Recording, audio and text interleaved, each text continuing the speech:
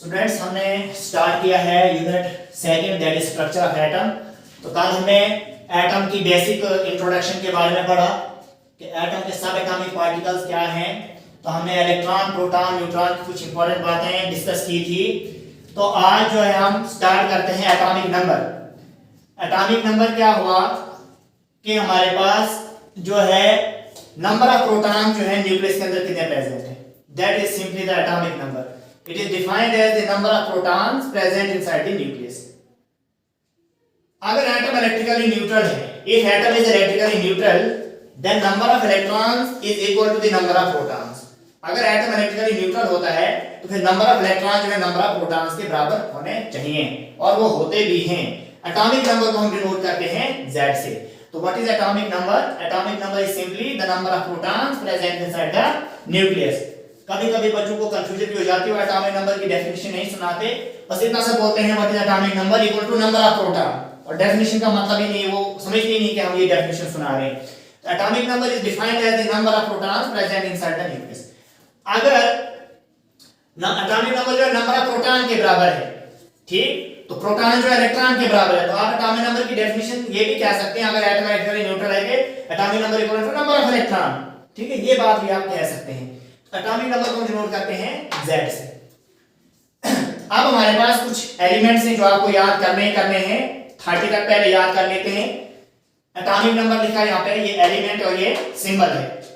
Atomic number 1 2 3 4 हमने लिखा है, ये एलिमेंट्स के नाम है और इनके सिंबल्स हैं। Hydrogen, helium, lithium, beryllium, boron, carbon, nitrogen, oxygen, fluorine, neon, sodium, magnesium, aluminium, silicon, phosphorus, sulphur, chlorine, argon, potassium, calcium, scandium, titanium, vanadium, chromium, manganese, iron, cobalt, nickel, copper और zinc.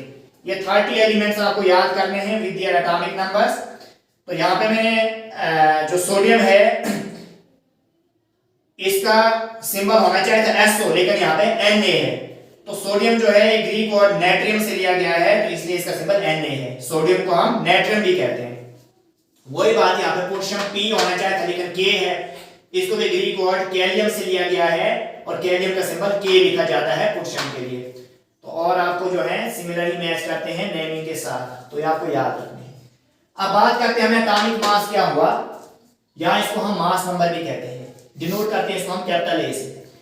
Mass number क्या हुआ कि हमारे पास nucleus के अंदर कितने protons और कितने न्यूट्रॉन्स हैं। It is defined as the sum of protons and neutrons present inside the nucleus. ये आ गई हमारे पास मास नंबर की डेफिनेशन कि न्यूक्लियस के अंदर प्रोटॉन्स और न्यूट्रॉन्स का सम।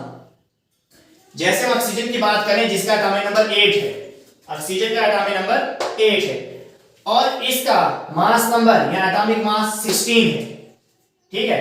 इसका मतलब इसके अंदर 8 प्रोटॉन्स हैं और 8 न्यूट्रॉन्स हैं, क्योंकि एटॉमिक नंबर 8 है, इसका मतलब इसके अंदर 8 प्रोटॉन्स हैं और मास नंबर 16 है, इसका मतलब इसके अंदर 8 न्यूट्रॉन्स हैं। 8 प्लस 8 तब बना हमारे पास एटॉमिक मास जो है 16 बना, क्योंकि प्रोटॉन्स प्लस न्यूट्रॉन्स।